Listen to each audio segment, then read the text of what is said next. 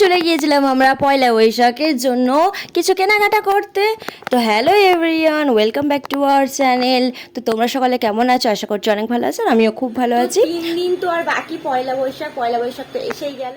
আমি আজ চললাম শপিং করতে, তো চলো বেরিয়ে তোমাদের সঙ্গে দেখাচ্ছে। আমি তো রেডি হয়ে রাস্তায় দেখো বের হয়ে গেছি, আর আমার সঙ্গে গিয়েছিল আমার মা। তো ছিলই, মা তো সবসময় যায়, আর আজকে ছিল দিদি আর বান্টি।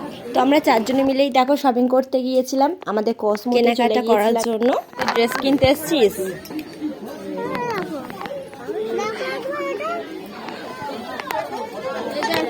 পিছনে জামা সবসময় পিছনে দেখতে হয়। ঠিকই তো আছে মনে হচ্ছে।